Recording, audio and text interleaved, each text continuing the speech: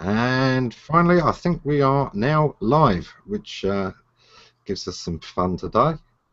Obviously, Google Hangouts decided that we weren't being adventurous enough. You know, you Yeah. want to be funny? I'll show you funny. That's Yeah. basically what Google has said to us today. We're taking away your start button. Yeah. Yeah. Figure this out. Yeah, hide the start button, the new game from G+. So, It's gamified. let me allow my guests to introduce themselves, and I'll quickly get something else set up while I'm doing that. Ladies first. Oh, thank you very much. Yes, hello, I'm Amy Harrison from harrisonamy.com. So I'm a copywriter, content marketer, and content trainer. And I also am the host and multiple characters of Amy TV, which takes all the principles of content marketing and copywriting, but delivers them in a sketch show comedy format. And I haven't done one for, I think the last one I did was around about the Ice Bucket Challenge, so we're long overdue. There are some more in the pipeline. Yes, I love humor, I love writing, anything to do with compelling content. That's pretty much me. Great. Chris? I'm Dr. Christopher Vogelmann of Epic Win Systems, CEO and founder. We deal in gamification platform, which is really an engagement platform to draw customers and clients in, keep their undying loyalty, and increase revenue. Excellent. And I'm a boring bloke from the UK. If you don't know me by now, you probably don't care to. So that's me, really, in a nutshell. So today we have a topic I love because I absolutely love the ads. And Amy brought us this topic. So I'm going to say to Amy, why don't you introduce it and what stuck with you about it? Yep. Okay, brilliant. So the topic that we're looking at is how brands have managed to reinvigorate their not just their image but also their profits and their sales by using humorous and viral videos. And when we were talking about this, the original ones that sprung to my mind were the Old Spice ads, the series of The Man Your Man Could Smell Like, because they were a complete about turn on sort of the previous advertising. It put Old Spice in a totally new light, and it absolutely skyrocketed their sales and their online engagement. And then I was talking to Amon about this, and he was saying, well, let's look at the GE ads, the latest one with Jeff Goldblum. And it's if you haven't seen it, it's this wonderfully weird advert selling light bulbs with Jeff Goldblum. And there's a similar style with these adverts in that they've got these sort of confident men. They're very, very funny, a little bit wacky. And so we wanted to have a look at these and see, why do they work? What were the effects of them? You know, what sort of things, what sort of lessons can we learn from their successes? Yeah. There's been, it does seem to be a trend, doesn't it, to have soft sell adverts that kind of take a very different tack on it. And partly I assume that's because we have grown resistant to ads themselves. What used to be virally effective in advertising just isn't anymore. We've built up a resistance. And yeah, definitely. And there's this, you know, there's this part of there's this region in your brain, and I think it's called Broca's region after the guy who, I don't know, stamped his claim on it. And it's to do with language processing. And I know Chris is nodding. He probably knows. I'm worried now that I brought this up because I think I'm thinking, oh, he probably actually knows more about it than I do. Don't lie about it, Amy.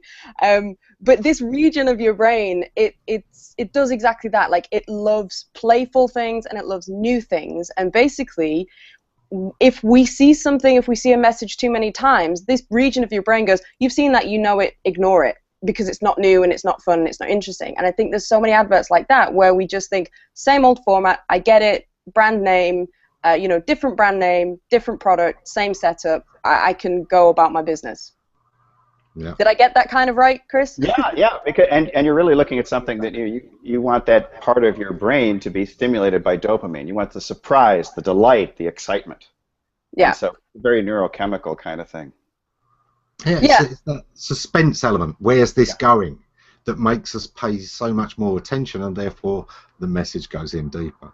Yeah, and that's exactly, for me, the Old Spice ads of the man your man could smell like did that perfectly. They were all shot, if you're not familiar with them, they're very, very good looking guy, very nonchalant, smug, very confident, but likable as well. And they're shot in one take, and so they're very quick. And there's lots of things changing and lots of things happening. So I think in one of the adverts he goes from being in a towel, and then the towel's removed and the backdrop fades away, and then he's on a log roll in a lake, and then he's in a boat, and it's all about this. It's sort of watch, because you don't know what's going to happen next. And that momentum in itself, that short, snappy, bite-sized thing, I think has proved very successful in viral ads today. Yeah. It's what they always call the MTV shots, isn't it? Where everything is cutting and changing very, very quickly. A visual feast that's just slamming into your eyes. Yeah, absolutely. It's for our ADD culture, and we're just, capturing those eyeballs and capturing people's imaginations is the key.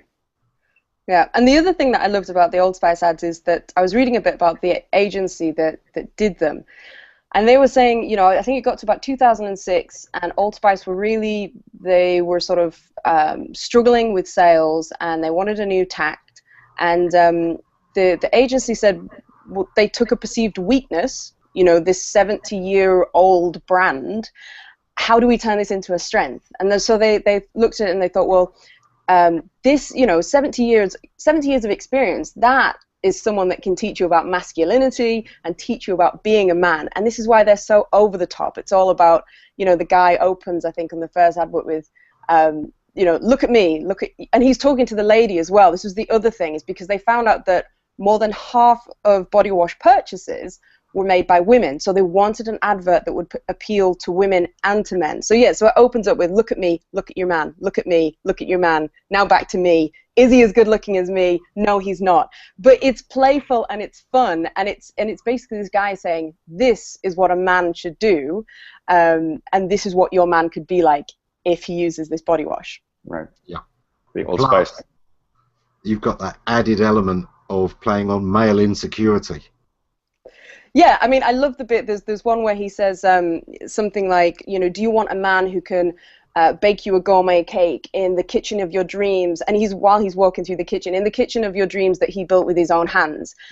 And what I love is that it parodies what previous adverts have taken seriously. If you look at body wash adverts, men's toiletries adverts, it's all set up like, these are these amazing men, and this just takes it to the extremes, but we laugh at it. Well, we laugh with it because it's poking fun at itself.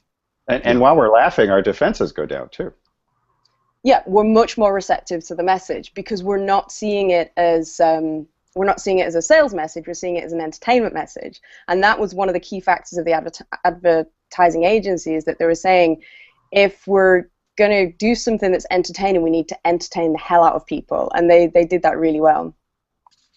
They've still got one thing against them, and that I happen to like Old Spice. I like the smell of it. Oh, my dad is 90 years old. He's used Old Spice for 70 years. That's the problem. My wife won't let me wear Old Spice because she says, no, that makes you smell like my dad. That's really unattractive. Who is your daddy? Yeah. Do you know what I have struggled? Well, I've struggled with that because on the other side is that my dad had this lovely aftershave, and I was like, oh god, that smells amazing, and I was so tempted to buy it for my husband. And I was like, what do you think of this? Gave him a test, and he was like, it smells like your dad, and that would be a bit weird. Like, I'm not sure I want that same kind of trigger going on. It's like, okay, fine. Daddy's girl. Yeah, it's like, you can have Fahrenheit then instead. I must admit, it is, to my mind, one of the best perfume industry ads there has ever been. Without a doubt. The only rival to it wasn't actually a perfume ad, it just was a takeoff of it, which was the Boddington's advert years ago, which was done. Yeah. Yeah, I mean, those so that was for like bitter, wasn't it? Yeah, Melanie Sykes. So Melanie Sykes was this beautiful. She was a model, but had a real broad Manchester accent, and so they would set up all these adverts, which started off like, the perfume adverts, the toiletries adverts, and she's this glamorous model. Pretentious. Do you remember the men with the fish on their heads? Yes, yeah, yes. Really, nothing makes any sense, but it's all black and white, and there's Melanie Sykes looking gorgeous. And then the punchline would be is that, I mean, this was years ago, but then she would start to speak, or she would basically cut through the pretentiousness of it, say something, and she had this, now then, cut it out, Tarquin, this really sort of bold northern accent that just made you laugh, and it got your attention, and that really appealed to the Boddington's audience of blokes that would laugh at these adverts. Here in North America, what is Boddington? Beer. It's a bitter. Yeah, it's like a beer. A bitter. But the whole thing was, it was exactly like the Calvin Klein ads, or those very pretentious things that ruin my run up to Christmas every year, with lots of weird black and white images of people doing really stupid things that then sells a perfume I wouldn't dream of touching. But here, all of that, and then this is a good pint at the end, and it was just. So this isn't the beer that doubles as a perfume, is it? No. In some places it does. It depends where you're from. Let's face it. Where I grew up, pub. Beer was an aphrodisiac. Yeah. Eau de pub. Eau de pub. Beer. Is there anything it can't do? Yeah, I'd never seen the perfume industry itself be funny. They've tried at times, at least I hope they tried, with things like high karate, those kind of perfumes where, and Lynx, of course, has tried. Yeah. Yeah, and Lynx is very much to that, to me, it's almost like a slightly younger demographic, I think, because, where I grew up, I'm not painting a very good picture, but Lynx is what boys had instead of showers. Teenage lads would wear Lynx and not wash. But I love the accessibility of the Old Spice, because, like it said, what it wanted to do, they were saying, is they wanted to promote people talking about the product between men and women. And the other thing that they did, which was really clever, was, I don't know if you saw this, when they did the response campaign. So they actually got the guy from the Old Spice ad, and they monitored all the social media feeds, Twitter, Facebook, and you could ask him any question, and he would do a personal response. And I think they filmed something like 186 videos that got around 65 million views. Now, obviously, it was a massive undertaking, and everyone was very carefully scripted, had to be done very quickly because it was this real-time campaign. But I really liked the element, and it got me thinking, how you could apply that if you had, some sort of humorous element to your own marketing, but allowed that feedback, because it sort of builds that bridge with the people that you're trying to make laugh, and then creates all this lovely user-generated content as well. Yeah. So, do we think that part of the reason that, in particular, the Old Spice ad is so heavily aimed at the young, with the MTV cuts and the very fast pace, is because the older generation do too much associated with their fathers? Yeah, I mean, for me, my memory of Old Spice was it was something that was in the back of the cupboard, like not necessarily. Like I don't think my dad wore it, but I think had probably had it bought for him at Christmas and then promptly forgotten. My dad wore it, and he bought it himself, so it was in the front of the medicine cabinet. So. Yeah. I think it was this way to sort of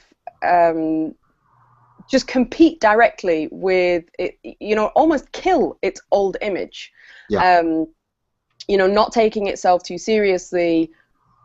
By taking it to the extreme, the thing that I love as well is that one of the components that worked really well is that there was usually some element of surprise within the videos.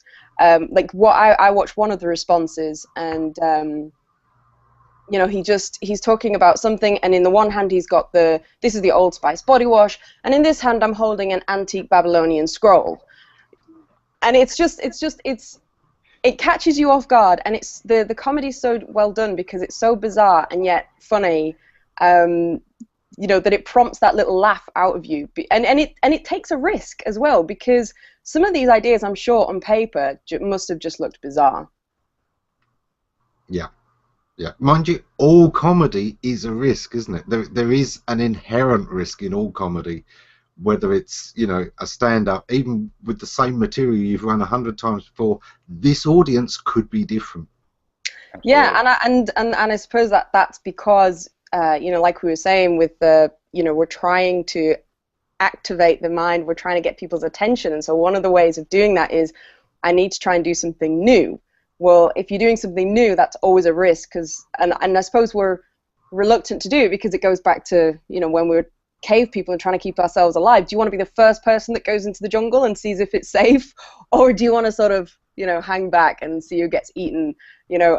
But there's always a payoff. If it works, then you have the potential to go viral and make big splashes.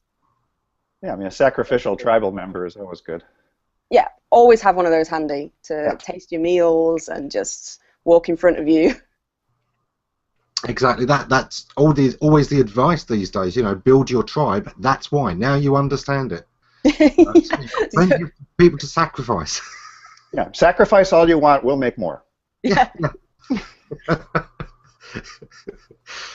So let's look at the Jeff Goldblum ads, because these are, you know, right at the moment, and there's a lot of very similar things. There's that twist, there's that unexpected.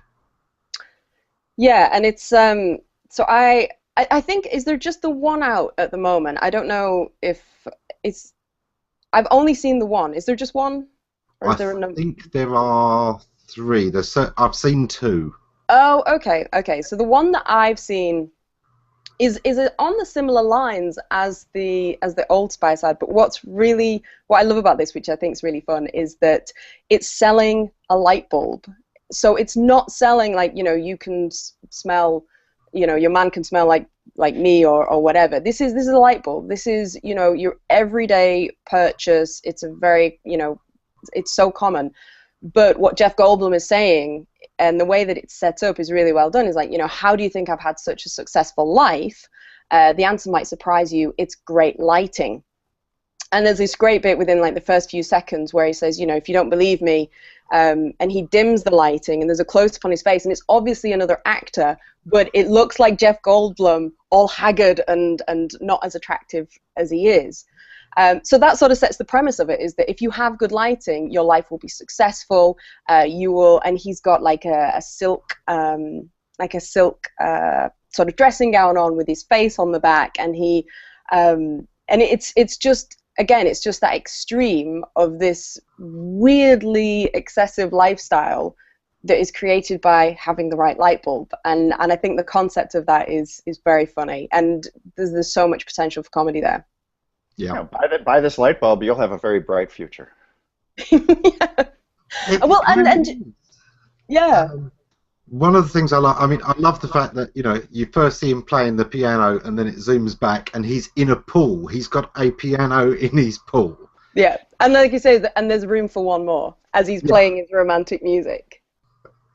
And it's the other thing that I like is that the people he's got some people around him who are very ordinary looking, and he says that you can get successful guy lighting at normal guy pricing, and again, he's got this, it's over the top confident, but it's likable, and it's very charming because it pokes fun at himself. And I think, you know, adverts that take themselves too seriously tend to set up this premise of, if you buy our product, your life will be better. And it's always got, like in perfume adverts, it's beautiful people going to premieres and running with, you know, while they're draped in diamonds, and it's taking that concept and parodying it, and I think that's why people like it, because it's all these things that we've seen for the years and years of advertising, and this is like saying, yeah, we know this is silly, like this is how silly it is.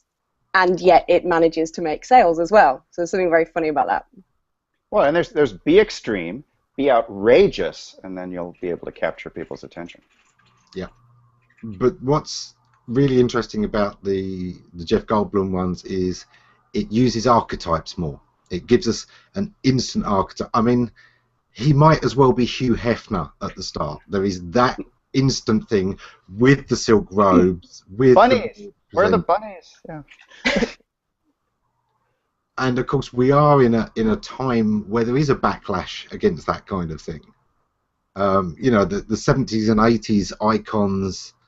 That could have been a serious ad in the 70s, you know, and now it's got completely the opposite effect. And I love that they play with that. And obviously, archetypes are really important sometimes to comedy because it gives the trope, it gives an instant handle. We know what you mean. Yeah, it gives you a shortcut to the message. You don't have to explain it. You see this guy, you know everything that he stands for. You know, he's a total playboy figure. And one of the things that I noticed that the Old Spice advert does, that the GE adverts, that the light bulb adverts do, is they poke fun at your current life without insulting you. You know, and they're able to do it because of these extreme characters. So they're sort of saying, you know, your boyfriend isn't as good looking as me, but if he, you know, if he wears this, he can smell like me. And Jeff Goldblum saying, you know, your life is probably very ordinary, like these people get great lighting, and you can have a life like me. There's some cases that would just be offensive, you know, and that would insult your audience. But because they do it through these characters, and they give them, they're almost like a spokesperson for being outrageous, they get away with it. Well, and you know, we have a caricature, and the caricature is almost like people who latch onto superheroes. Yeah. Yeah, and it's almost like you can say anything with this character because you can say, well, I didn't say it. It was my alter ego. I could do with one of those. I'd get out of so much trouble. The many personas of Amy. Yeah. You've got a big enough dressing up wardrobe by now that if you can't get away with it, well, something's wrong. More wigs. More wigs. But that's something that you do use in your own humour, isn't it? Is that you need the archetypes. If you want a doctor, it's got to be the white coat, the stethoscope, instantly telling people this is a doctor. Yeah, and caricatures are a great way of making fun of a persona without again, without insulting people. So in one of the videos that I did was you know, looking at someone that took dealing with their Twitter account and their content marketing a little too seriously, and so I dress up in a crown and a robe, and I'm very pompous, you know, and I'm talking about my 12 Twitter followers that I have to manage, and you know, I've become very egocentric about my social media following. But it's so funny because I got so many messages from people saying, I know someone just like that. You know, but it works, and it sort of builds up this humor without, you know, if I did that realistically, that would seem a little insulting, and I would seem, you know, arrogant. But if to do it through a caricature, you've got a lot more scope. You can bend the rules a bit more. I'm just going to quickly pull up this comment from Griswold, which is absolutely right. They're going for the anti-marketing market.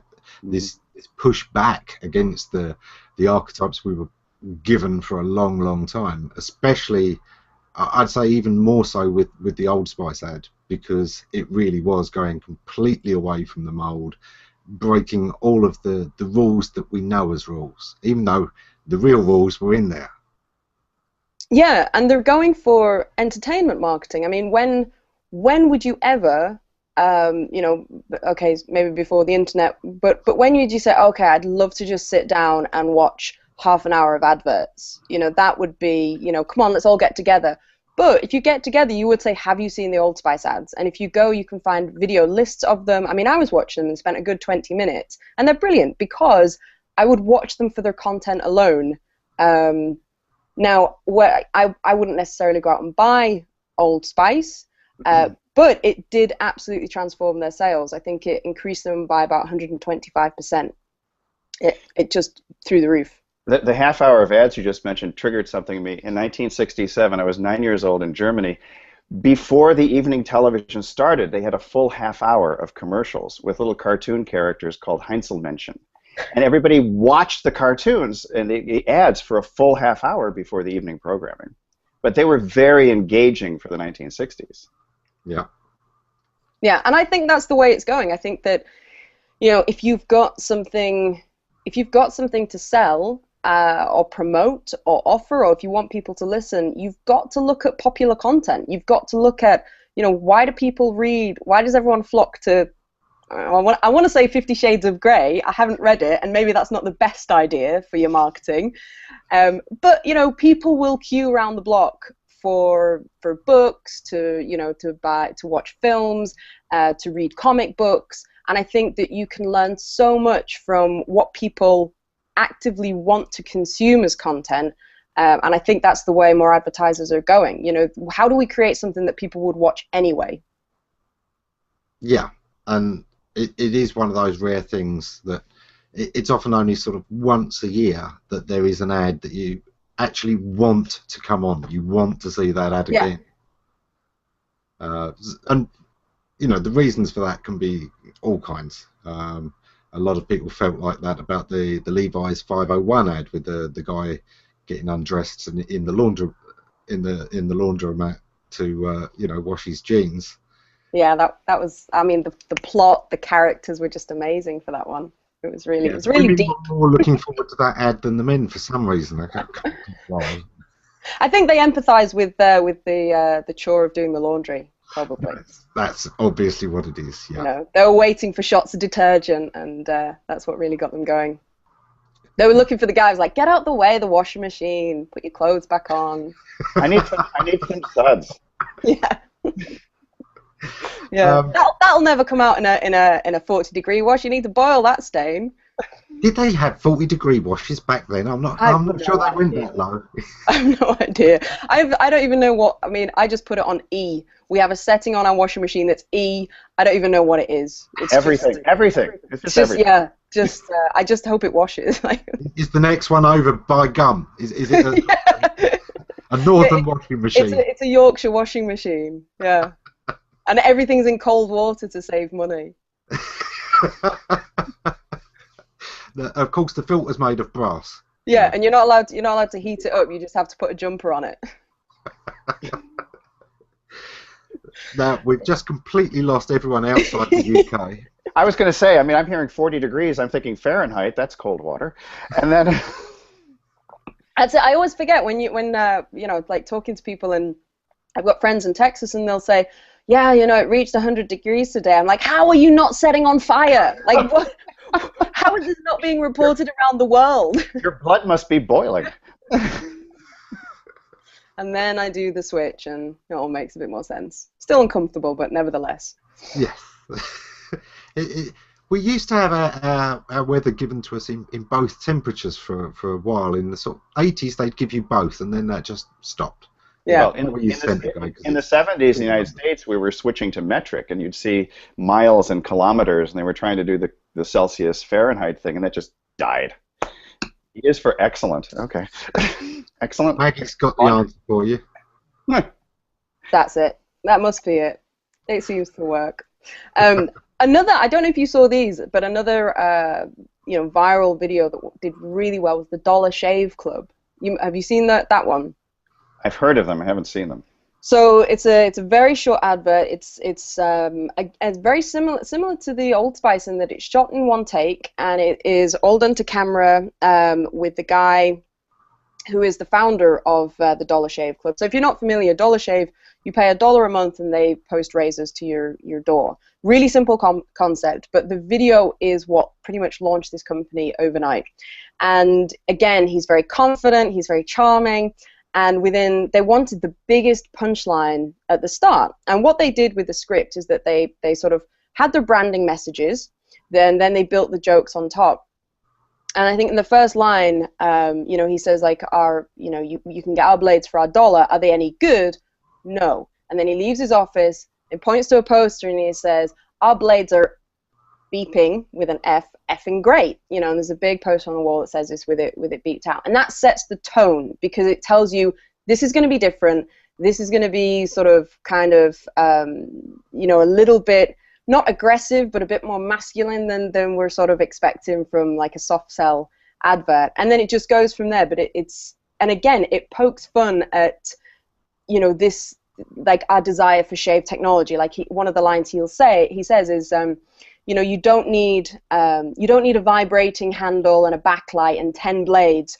It's like your grandfather had one blade and polio. And then it sort of, you know, and then it moves on. And again, it pokes fun at like this concept of what it means to be masculine. And it's like, look, you know, strip away. It's like one of the other things that he says is, you know, stop spending $20 on blades every month. 19 of those goes to Roger Federer. And so again, it's sort of saying you're not spending your money wisely, you're not being a real man, but it's doing it in this, again, it's poking fun at your current lifestyle without insulting you. And that did, like, within 48 hours, they had 12,000 subscribers, and that increased to, I think they had 330,000 subscribers by last year. It was just phenomenal. Yeah, and of course they've taken a deliberate pot shot at their main competitor with the Federer thing, because of course Gillette always used the sports personalities to advertise their products, and they're saying massively overpriced because all they're doing with it is paying for the celebrities. Yeah, and it's because he walks along and he says this line, you know, 19 of those dollars goes to Roger Federer, and he says, I can play tennis. Someone gives him a tennis racket, they throw the ball and he completely misses it and then just chucks the racket away. And again, it's poking fun at these serious adverts. And that's, you know, that is a concept that can work really well in your marketing, is look at what other people are doing and not necessarily automatically go against it, but just say, ask yourself, are there things about the advertising of my industry that people are either sick of, or, you know, they don't believe, or, you know, that they find either, you know, pompous or whatever, because that could be a strength for you to use in your advertising to take the alternative view and then completely stand out and sort of mark out this new territory in your own industry. Well, I know people who deliberately do something like that, not in terms of humor, but they position themselves as a mom and pop small store on the internet, even though they're doing big numbers. And their messaging always is, we're local, we're personal, we'll take good care of you, we treat you like family. But they're doing massive numbers, but they're really pitching it on the small business, help a small business. Yeah, and it is smart to sort of gauge how your audience feels towards your industry as well. Like that's one of the, I was talking about this on on another hangout. One of a really clever copywriting advert was, it was for plumbers or electricians. I can't remember what it was, and it was a very small advert. And again, knowing that the majority of people that book, or I can't remember when it was, but the majority of people that would book this service would be women in their homes, and they knew that they were frustrated with guys coming around, you know. Well, basically, the advert said, "We will turn up on time, smelling nice." And that was it. And it did so well because they'd really tapped into a frustration of women, like, great, another sort of stinking guy coming into my house to fix something, and he's half an hour late. And it did, you know, it did really well for the company. Yeah. Yeah, and it is those little details that are sometimes so important in marketing generally. Yeah, it's... I remember, you know, back in the heyday of the battles of the internet companies, everyone was competing on free shipping. And my brother-in-law at the time, who bought more CDs and DVDs than anybody I knew, didn't go with any of those companies. He went with one of the most expensive delivery companies because they gave him a 1-hour time slot. They said it would be there in this time and it would arrive within 1 hour. They used couriers. Wow. Wow, that's instant gratification. He owned a chain of stores. If he had to be home to get a delivery, he's losing money.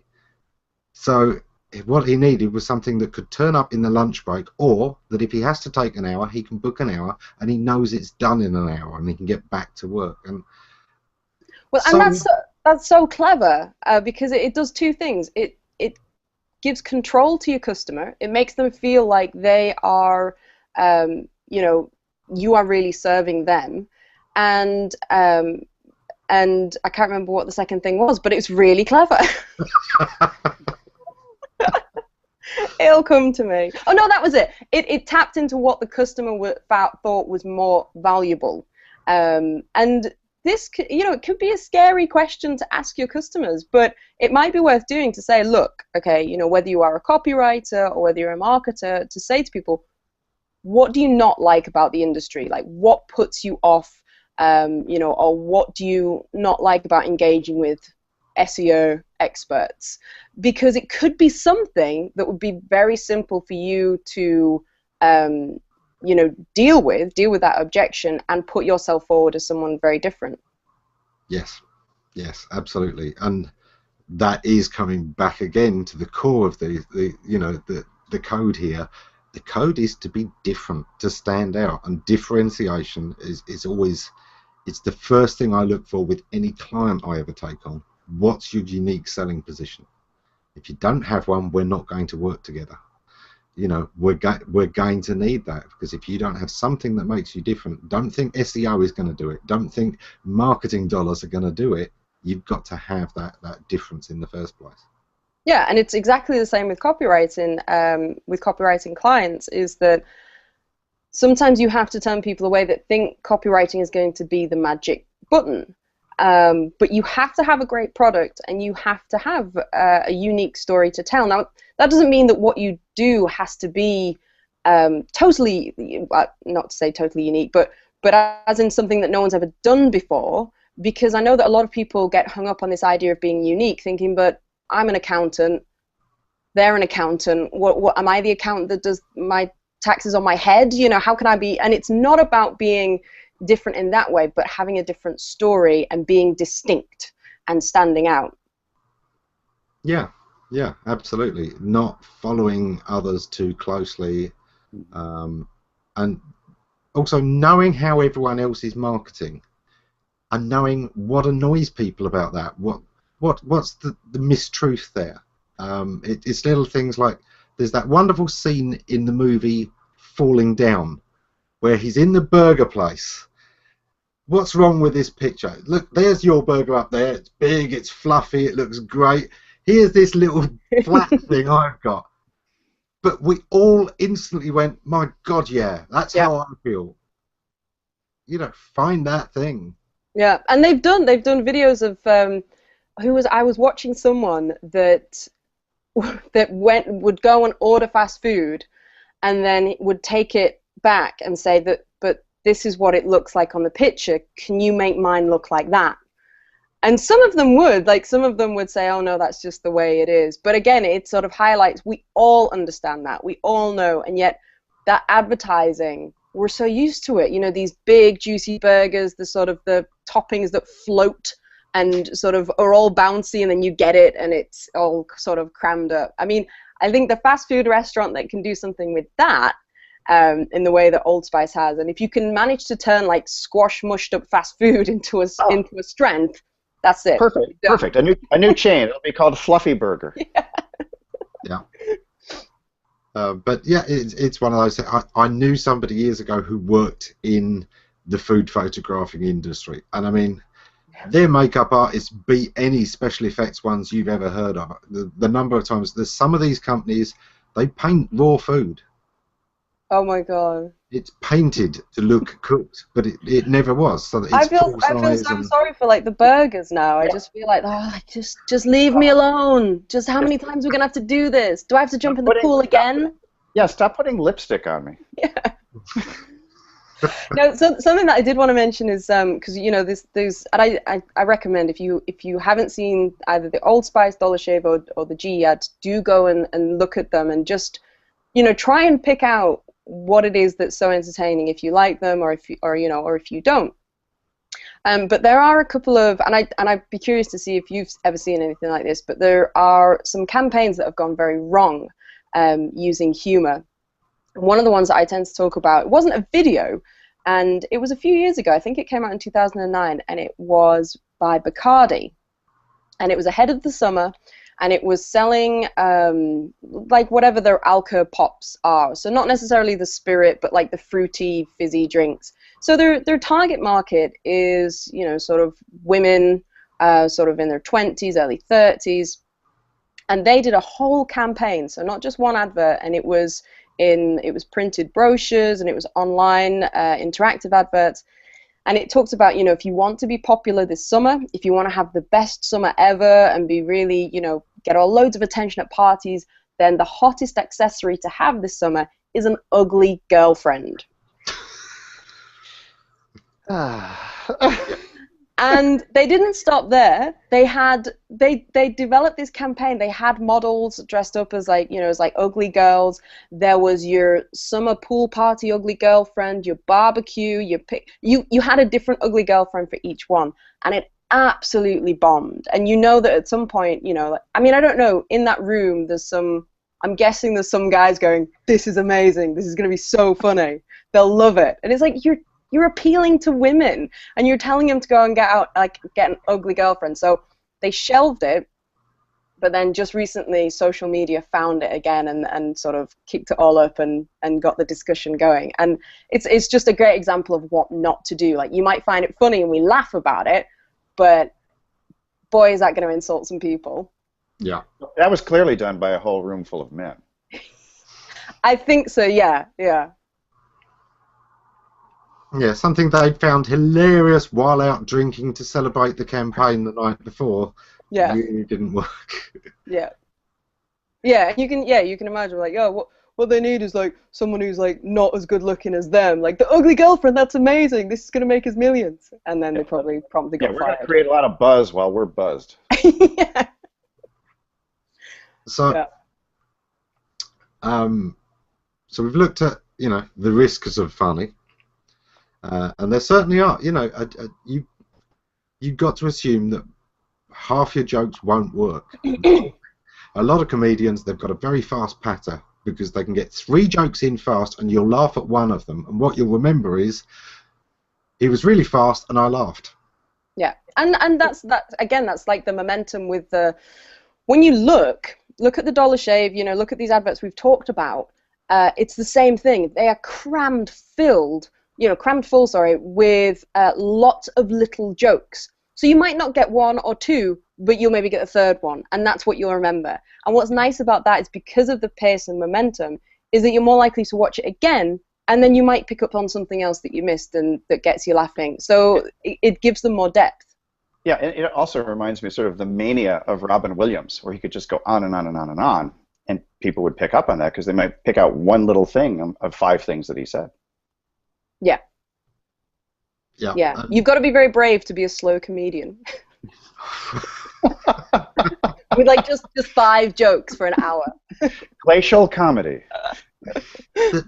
There used to be one who had this really slow, downbeat delivery. Oh, Stephen Wright.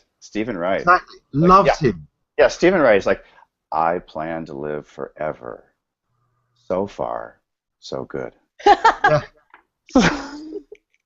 And it always struck me that he was either the bravest or the best comedian I'd ever seen, because he had the guts to go very, very slowly. Brilliant. Absolutely brilliant. Now, when humor doesn't go well, I'm thinking of one that's a one-off from many years ago. There was a Super Bowl commercial, and it was talking about herding cats.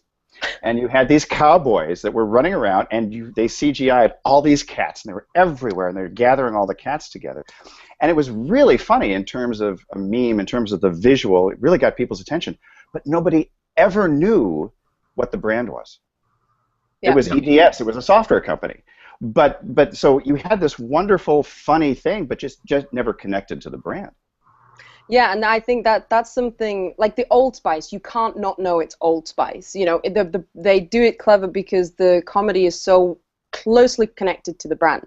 As with the Dollar Shave Club, you know, you remember that name. Now, a video that was done. Do you remember the one with Jean-Claude Van Damme, where he's on the 2 trucks and he does the splits?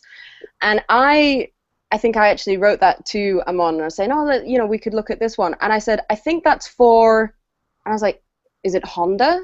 Is it I couldn't remember and it wasn't. It was for Volvo. I would never in a million years remember that that was for Volvo, but I remember the advert, and that's. I think that's something that you need to bear in mind. Like, you've got to be confident as well to put your brand front and center. Right, and the concept most people have in their mind of Volvo has been for decades, it's safety. Yeah. So doing a split between two Volvos doesn't strike you as really safe or wise. No, and I think that, if you want, yeah, exactly. Like, it's not in keeping with the brand, but it's also, they don't want to smash that old image. It's not like, well, we want to get rid of our brand as being safe and show that we're now reckless. Reckless. That wouldn't work very well. Like, the Old Spice wanted to reinvent their image. So I think it's a great advert, but I'm not sure what it did for sales or even for brand recognition. I always loved, I can't remember the name of the film now, it might have been Crazy People, but it was Dudley Moore in an insane asylum kind of thing. He'd just gone off the rails, he'd got fed up of advertising, and it had him doing ad campaigns from there, and it had Volvo. They're boxy, but they're good. And it stuck with me better than any of their actual ads over the years. And also Porsche. You may not be able to get laid in a Porsche, but you'll get laid the minute you get out. And it was just, yeah, there's a lot of men, that's exactly why they're buying these things. I did love that film, and I did think, why is the advertising industry not taking notice? Yeah. It is actually what we do. We take their ads apart. We do take the mickey out of them. There is a version of that Jean-Claude Van Damme one with the president of Ford's face being superimposed into the video. And he's doing the splits between them. Brilliant. I haven't seen that one. I've seen because did you see the one, then it got, it almost became a meme in itself, that video, and did you see the Chuck Norris one, where it's a similar sort of thing, but he's doing it on two planes?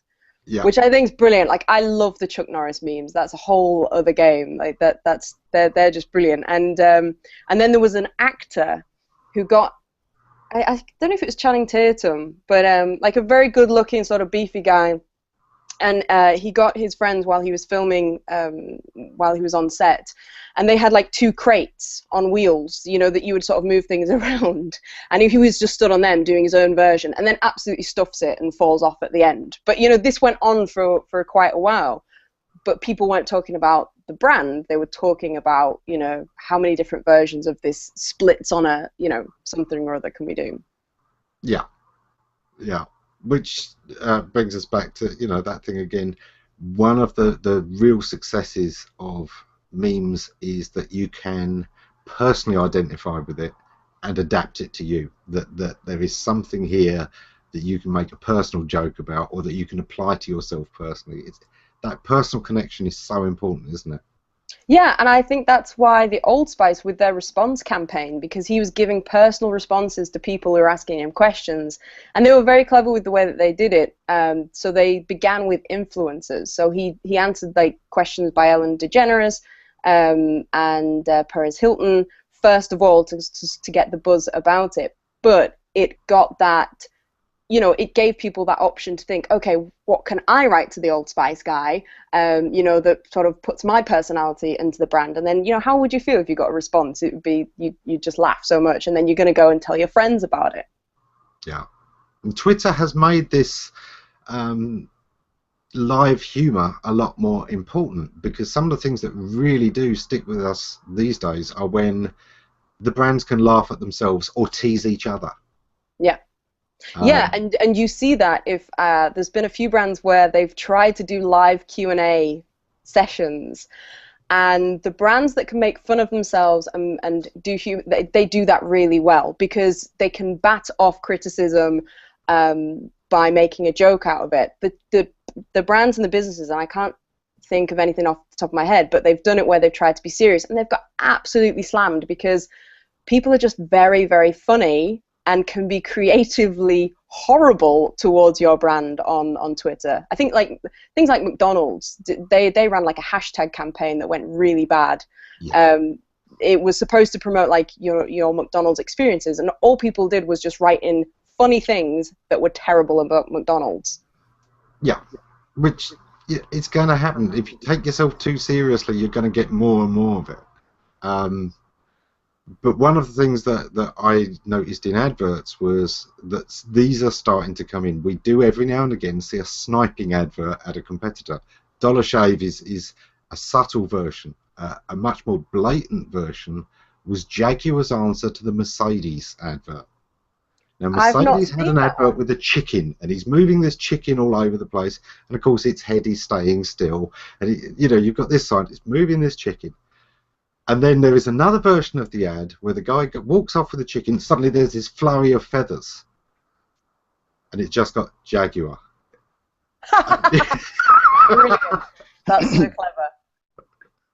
It is absolutely superb. You search on YouTube for Jaguar response to Mercedes or something like that, you will find that one. And I mean, they weren't sacrificing chickens, were they? I mean, that's what you have to do these days.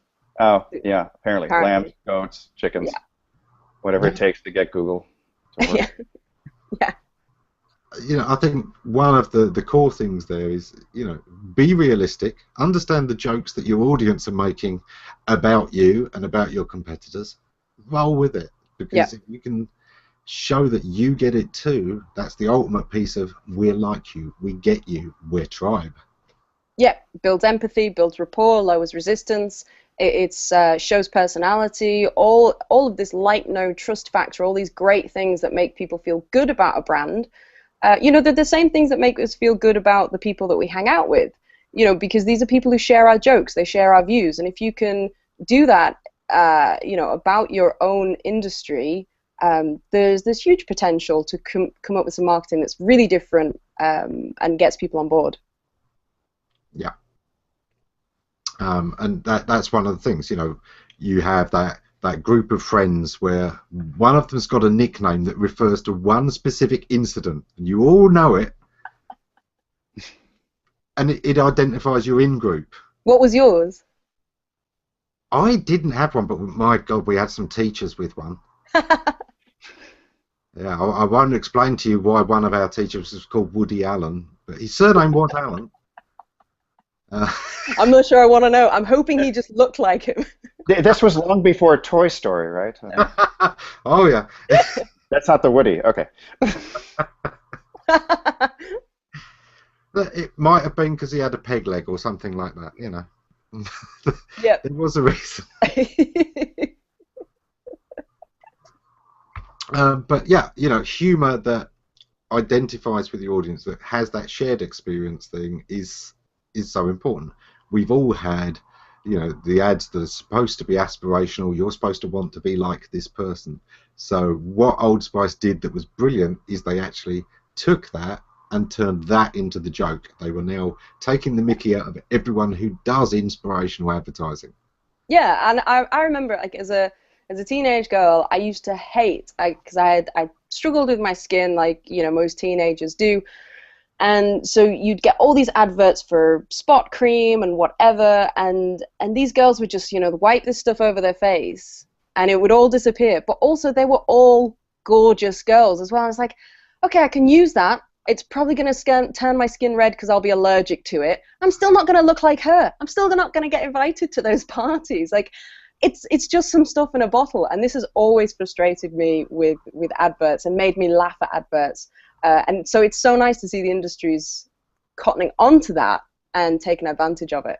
Yes.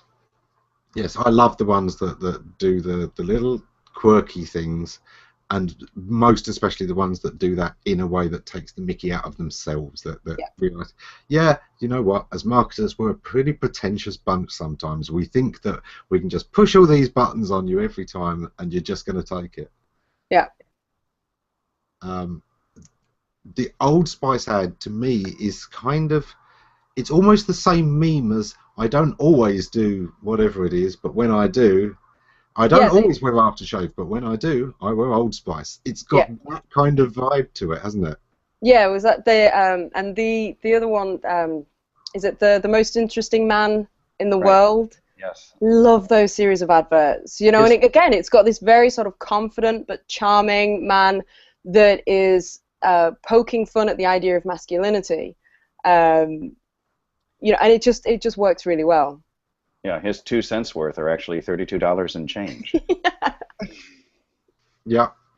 Well, we are at the top of the hour, and it's one of those things. What I loved is the audience were throwing in their own favourite adverts as well, and Oh, brilliant. I'm going to go look at them. We have to see the this is stream. something that's so important. Ads are a topic of conversation. They are something that we share, and ads are, when they're done right, inherently viral because Yeah. they are the little nuggets. They're easy to talk about and share. And they beg parody. Yeah. Yeah, and they're a contained story. You know, they're these short snippets that have a beginning, middle, and end. And you know, and the great ones really pull you in and leave you, like you say, you want to see them. And so yeah, I love, you know, you start talking about these things and people have a list of, you've got to see this, have you seen that? And it's great that I think that that's brilliant that marketers are cottoning on to that and creating entertaining marketing. Yeah. The one that for me was a miss, didn't absolutely backfire or anything, but it just was a miss, was the response to the Go Compare man, where they decided to get rid of him and had people trying to bump him off, kind of thing. I missed those, but I mean, yeah. So I mean, in the UK, we have a lot of those with just the insane jingles. There was Go Compare. What was the other one? Buy any car. We Buy Any Car. Yeah, We Buy Any Car. And Confused.com. But they do stick, and they are, you know, so they're supremely annoying to watch. You can't get that brand name out of your head, and so you are, you know, first and foremost in their mind when they come to think of your industry. Yeah. Well, absolutely enjoyed this, and it is something that, you know, I can talk about ads all day because I actually do enjoy them. I love seeing the creativity that goes into them. I've always loved the way that sometimes the more constricted something is, the more creativity it brings out.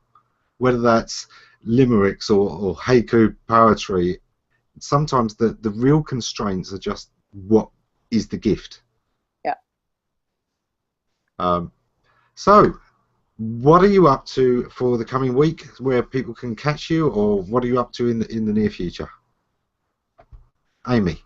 Well, I am I'm a little bit quiet online at the moment because I am putting all my resources into a brand new course. It's called the website is writewithinfluence.com. And it basically takes you through how to write with influence. So it's aimed at persuasive writing for modern marketing, and it's aimed at business owners that have to do their own writing. And it's kind of got two components. So it'll teach you the theory of what makes persuasive writing. You know, how do you start? How do you find what the benefits? What's the value of your offer? Because I think the theory is really important. But I also know that a lot of people also, they want help with templates, they want help with headline templates. So there's a fast track version, so you'll be able to go in there, and if you just need to come up with a really short sales page or a really nice homepage, you know, content, you've got the fast track elements, or you can go through and study the course and really sort of try and master the elements of persuasive writing. So that's going to be launching in the next few weeks, and so I'm rapidly behind the scenes creating the content for that. But I'm really excited about this. Excellent. Christopher? Behind the scenes is also my theme, so I've backed off a little bit from social media lately.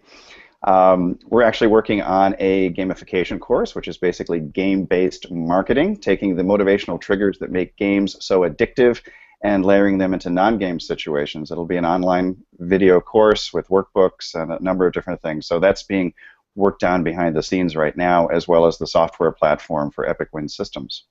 And I will likely be relocating from East Coast to West Coast, so that's occupying a lot of my time. Wow. Yeah. Well, I ought to invent something I'm doing behind the scenes now, just not to feel left out. But no, I'll be on Ammonize on Sunday, and I'm looking forward to that. I'm getting to really meet somebody very new that I don't know much about their business, and this is going to be exciting for me. Anyway, thank you everyone for tuning in. Thank you to my guests, and thanks for sticking with us despite the technical issues. Take care.